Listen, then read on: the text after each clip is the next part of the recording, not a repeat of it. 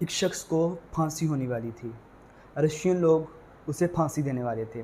اسے پھانسی پر لٹکایا گیا اور رسی گر کر ٹوٹ گئی۔ پرانے وقتوں میں رواج تھا کہ اگر کسی شخص کو پھانسی پر لٹکایا جاتا اور رسی گر کر ٹوٹ جاتی تو اسے ایک ملائکہ سمجھا جاتا، اور سمجھا جاتا قدرت کی طرف سے یہ ایک اشارہ ہے کہ اس شخص کو زندہ چھوڑ دیا جائے یا یہ بے گناہ ہے۔ تو جب جلاد اور وہ پھانسی دینے والے وہ بتانے گئے بادشاہ کو، تو بادشاہ خط پہ لکھنے والا تھا کہ اس کو زندہ چھوڑ دیا جائے، لیکن بادشاہ نے پوچھا اس نے بچنے کے بعد کوئی لفظ کہے تھے، تو اس نے بتایا کہ ہاں، اس نے کہا تھا کہ رشینز کو تو ایک رسی بھی بنانی نہیں آتی۔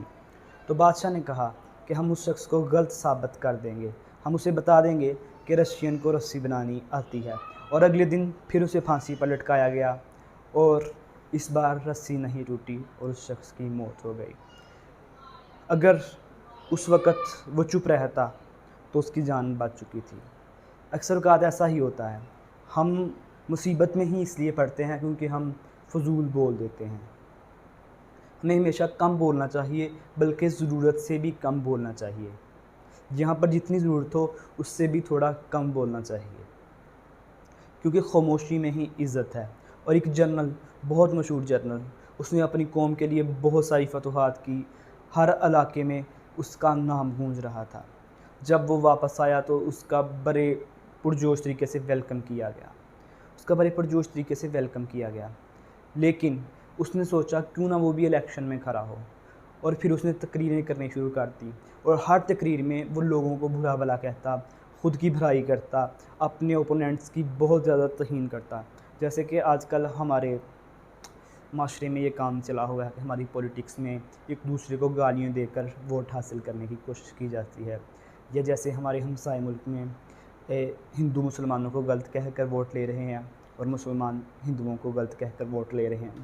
یہ نظام چل رہا ہے، ہم کسی ایک کو غلط نہیں کہیں گے کیونکہ ہم تمام لوگ اس کا حصہ ہیں۔ تو یہ چل رہا ہے، ایسا ہی اس نے کیا۔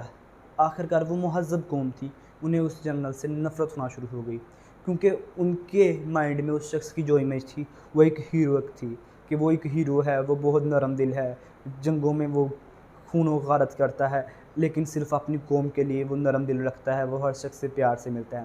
ہمارے دل میں بھی کچھ لوگوں کی امیج ہیروئک ہوتی ہے، لیکن جب ہم ان سے ملتے ہیں تو ہم انہیں ویسا نہیں پاتے جیسا ہم سوچتے ہیں، تو ہمیں ان سے نفرت ہونے لگتی ہے۔ لیکن ایسا ہی اس معاملے میں ہوا کہ انہوں نے جیسا سوچا تھا انہیں وہ جنرل ویسا نہیں ملا، اور وہ تو بہت بد زبان تھا، وہ لوگوں کی شامت لے کے آ رہا تھا، جنہوں کہتے ہیں نا لا کے پھا کر دینا، وہ کام کر رہا تھا، اور لوگوں کو اس سے نفرت ہونے لگی۔ آخرکار وقت آ گیا الیکشن کا، اس نے الیکشن والے دن بھی وہی کام کیا۔ پھر سب نے سوچا اسے پھانسی پر لٹکا دیا جائے، لیکن آخرکار وہ ان کا ہیرو تھا، اور اس نے اتنی فتوحات حاصل کی تھی اپنی قوم کے لیے، اور اسے یہ آرڈر دیا گیا کہ وہ تمام زندگی یہاں پر نہیں آئے گا بلکہ جنگوں میں ہی رہے گا، اور پھر اس کی وہیں پر موت ہوئی۔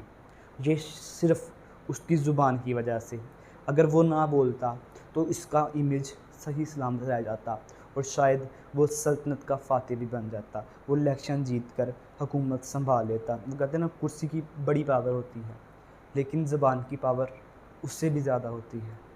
نالج اس سے بھی پاورفل ہوتا ہے جو زبان کو کنٹرول کر لیتا ہے۔ تو یہ بات ہے، اگر آپ اپنی زبان پر قابو نہیں رکھیں گے تو آپ کی جو بچی کچھ عزت ہے وہ بھی ختم ہو جائے گی۔ جو شخص پہلے بات شروع نہیں کرتا اس کی ہمیشہ عزت ہوتی ہے۔ اگر آپ لوگ زندگی میں کسی بھی مقام پر عزت حاصل کرنا چاہتے ہیں تو اپنی زبان پر قابو پانا سیکھیں، کیونکہ کمان سے نکلا تیر اور زبان سے نکلی بات کبھی لوٹ کر نہیں آتی، وہ اپنے مالک کے حکم کو بجا لاتی ہے، لیکن اس کا رزلٹ بعد میں ملتا ہے۔